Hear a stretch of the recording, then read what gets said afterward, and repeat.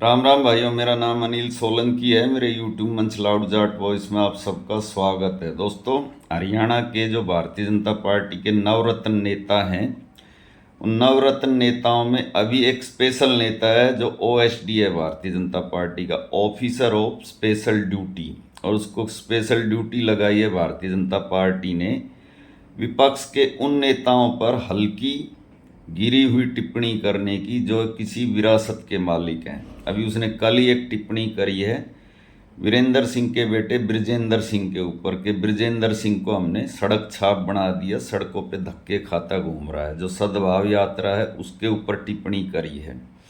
तो इस सब के पीछे का उनका जो मकसद है, जो क्रोनोलॉजी है, वो बहुत ही सिंपल है, समझने की ज़रूरत है। समाज के अंदर विभाजन पैदा करना। विपक्ष में सभी जाति के नेता हैं, लेकिन चुन चुन कर जो कृष्ण बेदी है वो जाट नेताओं पर ही टिप्पणी करता है। पिछले महीने उसने अभय चौटाला के बारे में कहा था कि अभय चौटाला की गदी ठाण में पाँव पीट रही है और भाड़े कर रहा है शामली के। और अब उसने ये ब्रिजेंद्र सिंह के ऊपर टिप्पणी करी है। उसके पीछे का मकसद है समाज में जाट और गैर जाट की जो राजनीति है, अगर उसकी आँच मंदी पड़े तो उसमें फूंक मारते रहो और उसको आग को जलाते रहो और अपना वोट बैंक पकाते रहो। तो आज के वीडियो में मैं आपको बताऊंगा दोस्तों कि हरियाणा में भारतीय जनता पार्टी की गद्दी 48 साल तक मरी रही थी। 1966 में हरियाणा बना, 2014 में भाजपा सत्ता में आई। 48 साल तक हरियाणा की राजनीति में बीजेपी की क्या रेलिवेंस थी, उसकी पॉलिटिकल जर्नी क्या है, उसने कितने चुनाव लड़े, कितने चुनाव में उसके कितने उम्मीदवारों की जमानत जब्त हुई और उसको हरियाणा में कौन कौन सी जाति समूह वोट डालते थे और उसकी कितनी वोट हरियाणा में आती थी, और उसकी राजनीति को हरियाणा में पैर जमवाने के लिए किस किस जाट नेता का कितना योगदान है। चौटाला परिवार का खास तौर से चौटाला परिवार ने उस मरी हुई गधी की लाश को 50 साल तक अपने कंधों पर ढोया है। ये मैंने एक वीडियो में और आपको बताया था। और जिस चौधरी ब्रिजेंद्र सिंह जो रिटायर्ड ब्यूरोक्रेट हैं, आईएएस अफसर रहे हैं, चौधरी दीनबंधु सर छोटू राम के पड़पोते हैं। उनके पिताजी तो केंद्र में मंत्री भी रहे हैं भाजपा की सरकार में और वो खुद सांसद भी रहे हैं।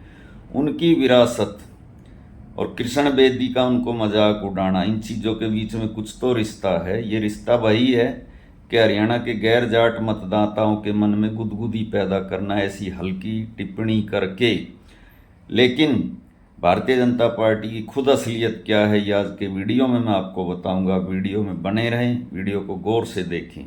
भारतीय जनता पार्टी ने दोस्तों 1966 से और 2014 जब वो सत्ता में आई, उसके बीच में 11 विधानसभा के चुनाव लड़े, इतने ही लोकसभा के भी चुनाव लड़े। और इस 11 विधानसभा चुनाव में केवल वो 3 बार डबल डिजिट में आई थी। डबल डिजिट का मतलब समझते हैं, 10 सीट तक। इसके अलावा उसकी कभी डबल डिजिट में सीटें भी नहीं आती थी। और 3 चुनाव उसने जनसंघ के चुनाव चिन्ह दिए पर लड़े। उन 3 चुनाव में हरियाणा में 81 विधानसभा की सीटें होती थी। 1967, 1968 और 1972 उसने जनसंघ के नाम से चुनाव लड़ा। 1977 का चुनाव उसने लड़ा ही नहीं, क्योंकि उसने अपना विलय जनता पार्टी में कर दिया था। और उसके बाद 1982 में और 1987 में और साल 2000 में 3 बार उसने लोकदल के साथ गठबंधन किया। 1996 में उसने हरियाणा विकास पार्टी के साथ गठबंधन किया दोस्तों। 91 में, 2005 में, 2009 में उसने इंडिपेंडेंट चुनाव लड़के भी देखा। और जब इंडिपेंडेंट चुनाव लड़ा, जब भी उसकी सीटें 2-4 आती थी, जब उसने पूरी की पूरी 90 सीटों पर चुनाव लड़ा। आज मैं आपको पूरे आंकड़े बताता हूँ। 1967 में उसकी 12 सीटें आई थी, 82 सीटों पे उसने पूरी 82 सीटों पे चुनाव लड़ा था। जनसंघ उसका नाम होता था, चुनाव चिन्ह दिया होता था। उसके बाद 1968 में उसकी 7 सीटें आई थी दिए निशान पर ही, और 1972 में उसकी 2 सीटें आई थी, पूरी की पूरी 81 सीटों पर चुनाव लड़के। यानी शुरू के 3 चुनाव में उसकी 12, 7 और 2 सीटें आई थी, जब उसका नाम बीजेपी नहीं बल्कि जनसंघ था। 1977 का चुनाव जो देश में इमरजेंसी लगने के बाद हुआ था, उसमें उसने अपना विलय जनता पार्टी में कर दिया था। वो चुनाव उसने लड़ा ही नहीं था। उसके बाद 1982 में उसने लोकदल से गठबंधन किया। लोकदल से गठबंधन करके उसकी 6 सीटें आई थी। 1987 में उसने फिर से लोकदल से गठबंधन किया, फिर उसकी 16 सीटें आई। 1991 का चुनाव उसने सभी 90 सीटों पर लड़ा और उसके केवल 2 विधायक आए थे। उसके बाद 1996 का चुनाव उसने बंसीलाल के साथ मिलकर लड़ा, हरियाणा विकास पार्टी, और उस चुनाव में उसके 11 विधायक आए थे। साल 2000 में उसने फिर से लोकदल के साथ मिलकर चुनाव लड़ा और उसके 6 विधायक आए। उसके बाद में दोस्तों 2005 और 2009 का चुनाव उसने सभी 90 सीटों पर लड़ा, लोकदल से गठबंधन तोड़ दिया। 2005 में उसके 2 एमएलए आए थे और 2009 में उसके 4 एमएलए आए थे। तो दोस्तों ये 11 चुनाव मैंने आपको बताया, इस 11 चुनाव में से केवल 3 बार डबल डिजिट में आई थी, एक बार 1967 में, एक बार 1987 में और एक बार 1996 में। तो ये था भारतीय जनता पार्टी का ट्रैक रिकॉर्ड। उसकी मृतदेह को चौटाला परिवार ने ढोया। उसके बाद में 1947 में उसकी सरकार बन जाती है। उसके 47 एमएलए आते हैं, जो कि साधारण बहुमत होता है, जो पूर्ण बहुमत से 1 सीट ज़्यादा होती है दोस्तों। और इस चुनाव में भी लोकदल को 19 सीटें मिलती हैं, विपक्षी दल लोकदल ही था, और कांग्रेस को 15 सीटें मिलती हैं। उससे अगला जो चुनाव होता है 2019 का, उसमें भारतीय जनता पार्टी फिर बहुमत से नीचे चली जाती है, उसके केवल 40 ही विधायक आते हैं और फिर से उसको चौटाला परिवार की शरण में जाना पड़ता है। इंडियन नेशनल लोकदल से टूटकर बनी हुई जेजेपी पार्टी, जिसके 10 विधायक थे, उनका समर्थन लेकर उसको सरकार बनानी पड़ती है।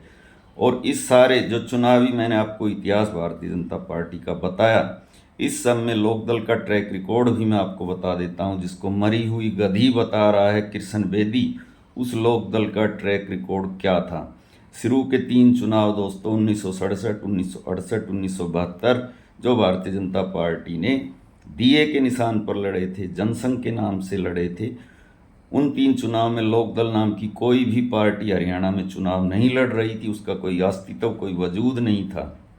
लेकिन 1975 में जो जनता पार्टी बनी, उसके मुखिया नायक चौधरी देवीलाल थे। 1975 में चौधरी देवीलाल के नेतृत्व में जनता पार्टी की 75 सीटें आती हैं, जनता पार्टी की सरकार बनती है, ताऊ देवीलाल मुख्यमंत्री बनते हैं और इस चुनाव में कांग्रेस को केवल 3 ही सीटें मिलती हैं दोस्तों। उसके बाद में चौधरी देवीलाल का युग शुरू होता है। उससे पहले के जो 3 चुनाव थे वो बंसीलाल युग था। उसके बाद अगले चुनाव में जब बीजेपी गठबंधन करती है लोकदल के साथ 1982 में, तो बीजेपी को 6 सीटें मिलती हैं, लोकदल को 31 सीटें मिलती है, कांग्रेस को 36 सीटें मिलती हैं। उसके बाद 1987 में फिर से बीजेपी लोकदल के साथ गठबंधन करती है। इस चुनाव में लोकदल को 60 सीटें मिलती हैं, बीजेपी को 16 सीटें मिलती हैं और कांग्रेस की 5 सीटें आती हैं। फिर 1991 में बीजेपी लोकदल से गठबंधन तोड़ लेती है, उसके केवल 2 ही विधायक आते हैं लोकदल के, फिर 16 विधायक आ जाते हैं, कांग्रेस की 51 सीटें आती हैं, कांग्रेस की सरकार बन जाती है।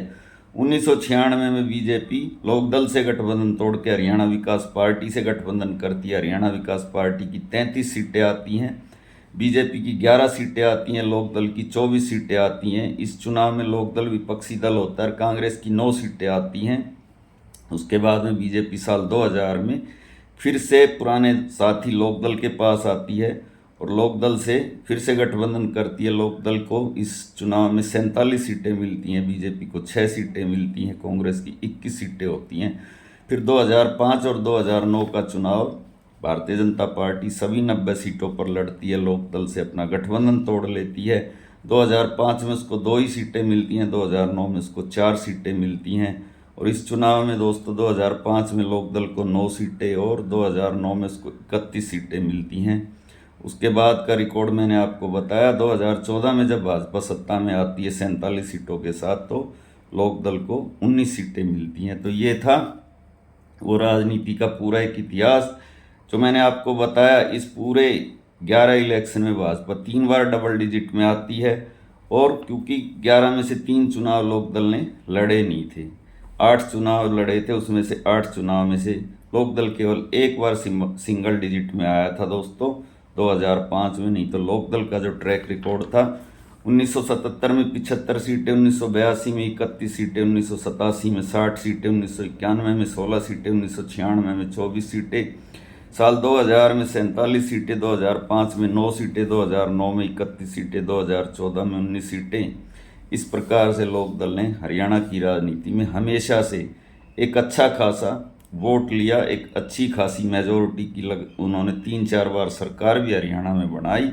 उसी लोकदल पार्टी का कृष्ण बेदी जैसे हल्के नेता हल्की भाषा का प्रयोग करके मजाक उड़ाते हैं। इसके पीछे की इनकी रणनीति यही है दोस्तों, इनकी ड्यूटी लगाई है भाजपा ने। चाहे राजकुमार सैनी हो, रामचंद्र जांगड़ा हो, चाहे राम कुमार गौतम हो या कृष्ण बेदी हो, हल्के बयान दो और उन नेताओं के बारे में बयान दो जो एक विरासत के मालिक रहे हैं, जिनकी एक लेगेसी रही है, जिससे समाज के अंदर जो जाट और गैर जाट की राजनीति ठंडी पड़ती है उस राजनीति को फिर से बूस्ट मिले और फिर से हरियाणा में एक नॉन परफॉर्मिंग गवर्नमेंट चलाकर भी चुनाव जीता जा सके।